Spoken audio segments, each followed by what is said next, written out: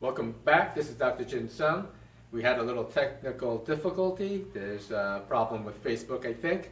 But I'd like you to go ahead and share this video and share and like it so you can get updates, because today we're going to talk about fatigue. Fatigue is a very common complaint. A lot of the patients who do come into the office, one of their main complaints is fatigue, along with other hosts of symptoms. Okay? So today I'm going to talk about 9 different causes of fatigue. Now, there's probably more than 9, but I'm going to hit the main 9 points, okay? Number 1, anemia or oxygen delivery. Oftentimes, patients have problems with delivery of oxygen, and they don't understand where it's coming from. If you don't have enough oxygen, you're not going to feel well, and you are going to be tired, okay? Number 2, blood sugar or dysregulation of sugar, either too high or too low, can create significant problems for patients, and there are different methods and specialized testing that can figure out what you have. Symptomatically speaking, if you have high blood sugar, you're the one who has maybe a little bit of a belly, fall asleep after a meal, and crave sugar after a meal. If you have the low side or low hypoglycemia symptoms, you will feel agitated and nervous if you don't have a meal. You get angry or hangry.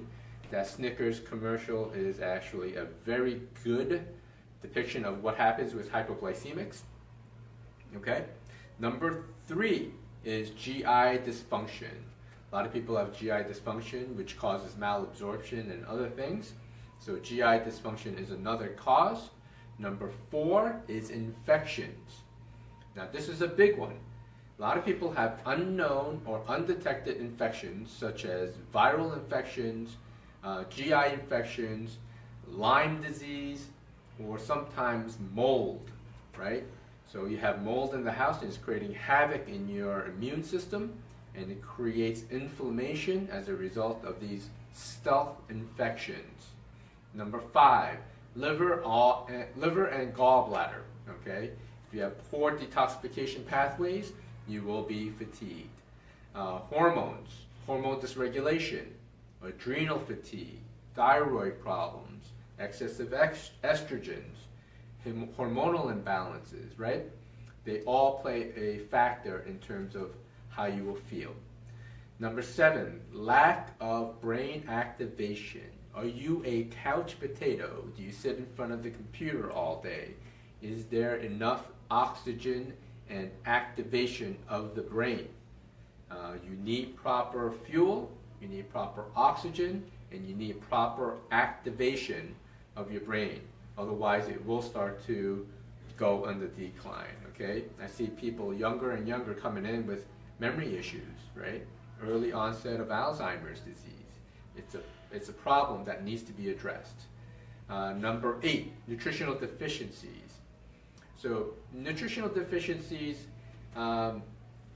most often I find, are not that you're not getting enough vitamins and so forth. It's more of a malabsorption. Oftentimes the GI tract is so poor that you're not absorbing your nutrients. Things like iron and B12 and magnesium. So you need to be able to break down your foods, your proteins, your fats, and your carbohydrates in order for it to work. So malabsorption and nutritional deficiencies is pretty common when you're dealing with fatigue. Number 9, and this is a big one, is sleep. People do not get the proper sleep and rest, and it's creating problems, right? We are in this heightened state, what we call the sympathetic state. We don't go into proper REM sleep, we don't get the number of hours of sleep, or we don't get the restfulness of the sleep, right? We're tossing and turning all night. Sleep apnea is a big issue with sleep. You're not getting enough oxygen, right? Try to hold your breath and go to bed. It's a difficult task, right? So sometimes people also have overactive bladders. They're running to the bathroom all the time, getting up 3, 4, 5 times a night. Sleep apnea, digestive issues. If you have reflux disease, digestive issues, it'll wake you up in the middle of the night. So it is a big factor. So let's go ahead and recap these 9 main causes of fatigue. If you listen to the 9 causes, you will actually get an understanding that they're all interrelated. Somehow, number 1 is going to interact with number 9, and number 3 is going to interact with number 7. They are all interrelated. Okay? So here we go. 9 factors, okay?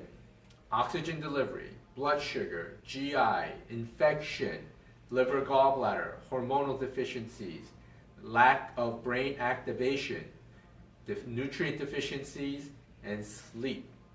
If you can get all those 9 in order, then you will be much better off, and your energy will improve, and your function will get better. Okay? And they're all interrelated, right? You can't really separate it out, right? You have to be able to address all these factors. And how we do it in this office is, 1, an in-depth, thorough consultation and examination, followed by proper testing, right? You have to have proper testing to confirm what we find during our consultation. In order to figure that out, we have to do it the correct way, right? We can't rush. You have to take time.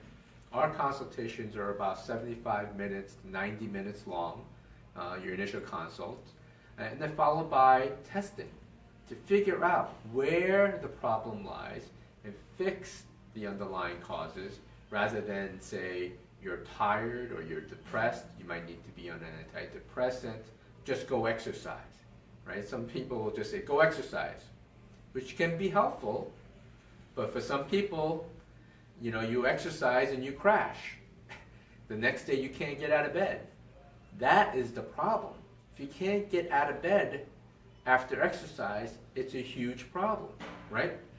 So, what I like to do over the next maybe 2 or 3 weeks is to discuss each of these 9 steps and go in detail, and then give you some strategies to help you get out of this rut of fatigue. Now, fatigue is very different from being tired, right? If I work all day and I go home and I try to work out and I have kids at home, right? At the end of the day, I'm tired. But if I get a good night rest, the next morning I should be refreshed and be ready to go. Fatigue, you don't do that. You basically feel tired all day, you get up tired, go to bed tired, you don't get enough sleep, you don't get proper sleep or restful sleep. It creates huge problems, right? And you have to be able to get things in order for you to start to feel better, right? So there's a difference between chronic fatigue versus I'm tired, right? So let's make that distinction.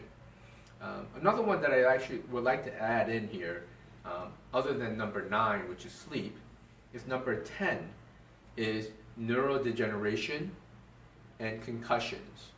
So people who have concussions and neurodegeneration will also have an overwhelming amount of fatigue at times.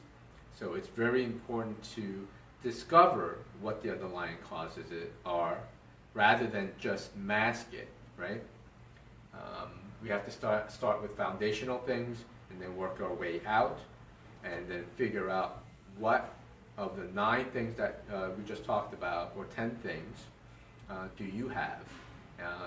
But oftentimes what I find is that they're all interrelated, and you need to go and discover what is going on with you, okay? My name is Dr. Jin Sung, where clinical excellence meets excellent results. Again, I'm going to offer you guys who are watching the video a complimentary 10-minute phone consultation.